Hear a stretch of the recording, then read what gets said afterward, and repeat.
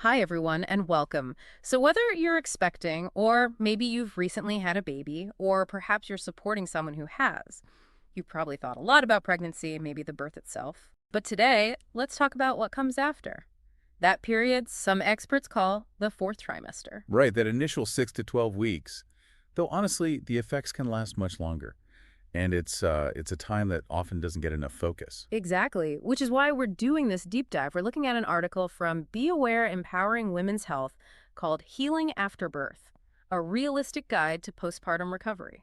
Yeah, think of this as like a shortcut to the really essential info about this phase. Our mission today is basically to pull out the key takeaways for you. Because it is so key, isn't it? We put so much energy into prenatal care, and rightly so, but this article really drives home that postpartum care is equally critical. It absolutely is. And Yeah. overlooking it, well, Yeah. that can lead to issues. Things like infections or postpartum depression and anxiety, maybe breastfeeding difficulties, pelvic floor problems. And those aren't small things. They can really impact bonding, just daily life, your emotional state. And it's interesting, the article points out recovery isn't just physical healing. It's much broader.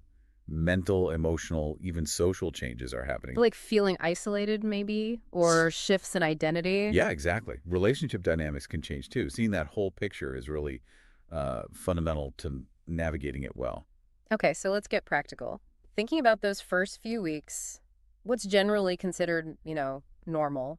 And maybe more importantly, what are the red flags? It really helps to have a baseline. So common things you might expect are vaginal bleeding. They call it lochia. Some perineal discomfort, maybe soreness. Yeah. Also uterine cramping. That's the uterus shrinking back. Breast engorgement when milk comes in is pretty standard. Mild mood swings, feeling a bit up and down. Yeah. And yeah, definitely fatigue. That's all usually part of the body just recovering. Right. But the article is also clear about warning signs, things that mean you should call your doctor or midwife right away. Yes, absolutely critical to know these.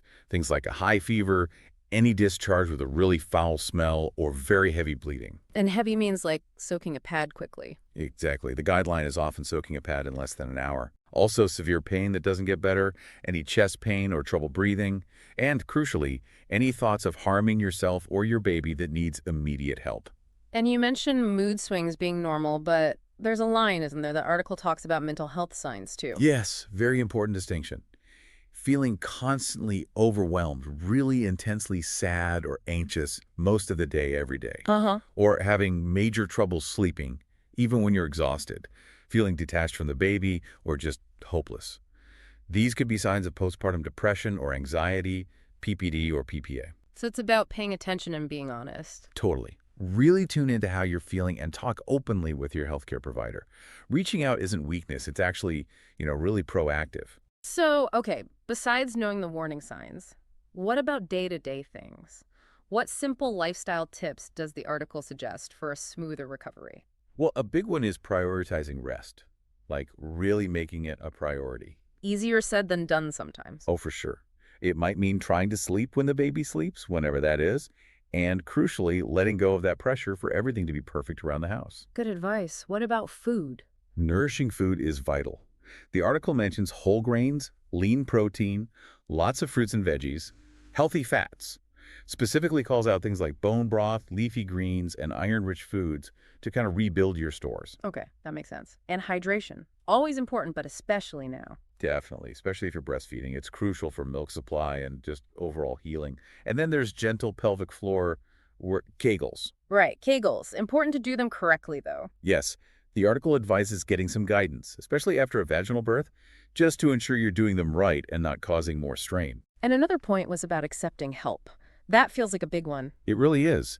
Letting friends or family pitch in with meals or chores or even just holding the baby so you can take a shower or nap. It's smart, not weak. And movement. When it's okay, of course. Yeah, once you get the all clear from your doctor, gentle movement like walking or light stretching can be really good for body and mind. And finally, boundaries. Boundaries, like with visitors. Yeah, limiting visitors if you need to, maybe cutting back on screen time, just being okay with saying no sometimes to protect your energy. It's a vulnerable time. The article also discusses more expert-backed solutions. What kind of professional support is out there? Well, the standard postpartum checkup is key. Usually around 6 weeks, maybe sooner, if you had a C-section or complications. And what happens there? They check your physical healing, talk about contraception if you want, and screen for mental health. Super important.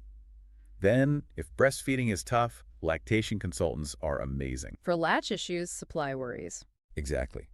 Latch, supply, pain, they offer really personalized support, sometimes even at home or virtually. Then there's pelvic floor physical therapy. Who might benefit from that? Anyone dealing with, say, tearing recovery, incontinence, pelvic organ prolapse, even C-section scar pain, it can make a huge difference. And doulas, postpartum doulas. Right, they're non-medical pros who provide emotional support, practical help, education right in your home. Just invaluable support for many. And for mental health struggles. There's talk therapy. Sometimes medication is helpful, support groups too. And the article even mentions hormonal checks if mood issues or fatigue persist way beyond the initial weeks. Basically, don't hesitate to seek specialized care. It really brings us back to the emotional and mental side of things, doesn't it? That whole landscape. It really does. And it's so vital to acknowledge the sheer range of emotions. Joy, anxiety, feeling overwhelmed, maybe all in the same hour. Hormones, sleep deprivation, the huge responsibility. It's a lot. It is. And while those ups and downs are often normal, the key is noticing when it tips into something more persistent, something that really interferes with your life or bonding. Like PPD or anxiety we mentioned earlier? Exactly. They're real medical conditions. They need compassion. They need treatment. The article stresses self-compassion, staying connected, and asking for help early. Your emotional healing is just as important as the physical part.